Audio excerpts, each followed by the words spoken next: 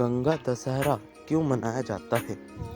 जानिए कथा और क्या है स्नान का महत्व। गंगा दशहरे के दिन दान और गंगा में स्नान करने से पुण्य की प्राप्ति होती है। पौराणिक कथाओं में कहा गया है कि गंगा दशहरा के दिन ही माँ गंगा धरती पर अवतरित हुई थी। कहा जाता है कि राजा भगीरथ की कठिन तपस्या और ब्रह्मा के वरदान के बाद माँ गंगा हिमालय की वादियों और पर्वतीय दुर्गम पहाड़ों से गुजरती हुई गंगा दशहरा के दिन हरिद्वार में ब्रह्मा कुंड में समाहित हुई थी। इसलिए गंगा दशहरा पर्व पर हरिद्वार में गंगा स्नान का काफी महत्व है।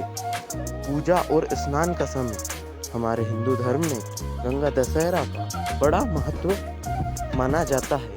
ज्येष्ठ माह के शुक्ल पक्ष की 10वीं तिथि को गंगा दशहरा का पर्व हर साल मनाया जाता है।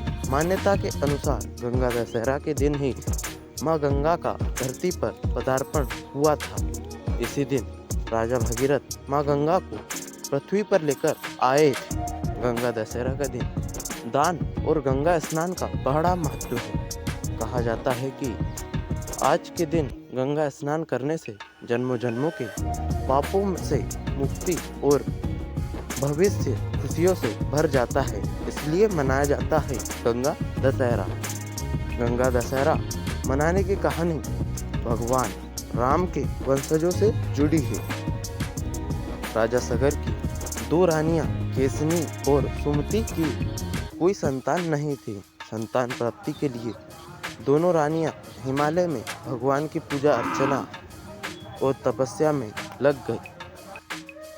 तब ब्रह्मा के पुत्र महर्षि भृगु उन्हें वरदान दिया कि एक रानी से राजा को 60,000 अभिमानी पुत्र की प्राप्ति होगी, जबकि दूसरी रानी से एक पुत्र की प्राप्ति होगी। केसनी ने एक पुत्र को जन्म दिया, जबकि सुमति के गर्भ से एक पिंड का जन्म हुआ, उसमें से 60,000 पुत्रों का जन्म हुआ। मान्यता के अनुसार राजा सगर के 60,000 पुत्र बेहद अभिमानी और परिवार से बिल्कुल अलग थे, जबकि केसनी का पुत्र अंशुमान सुशील और विवेकी गुणों का था।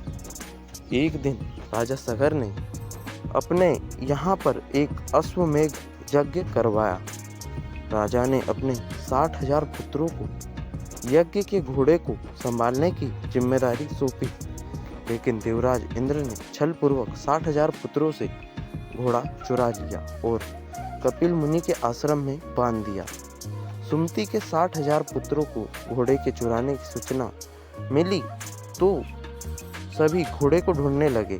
तभी वह कपिल मुनि के आश्रम पहुंचे।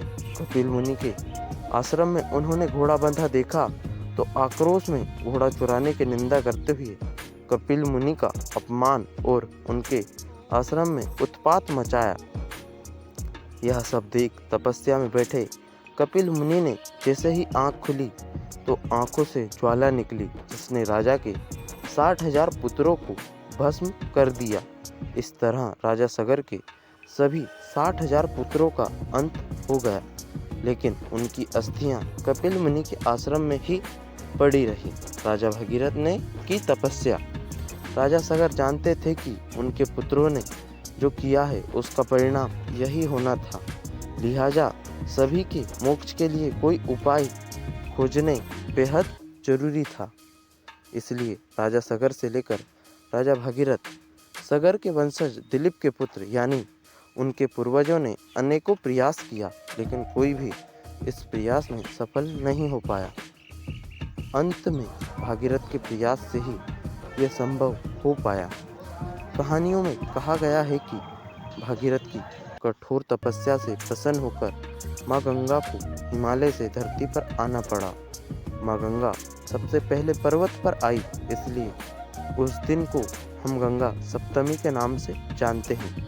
और माँ गंगा का आगमन जब मैदानी इलाकों में हुआ, उस दिन को हम गंगा दशहरा पर्व के रूप में मनाते हैं। गंगा जब पहली बार मैदानी क्षेत्र में दाखिल हुई, तब जाकर हजारों सालों से रखी राजा सगर के पुत्रों की अस्थियों का विसर्जन हो पाया और राजा सगर के पुत्रों को मुक्ति मिली। यही कारण है कि आज भी देश के कोने कोने से लोग अस्थि विसर्जन और कर्मकांड करने के लिए हरिद्वार आते हैं। मैदान में आकर गंगा बनती है नदी।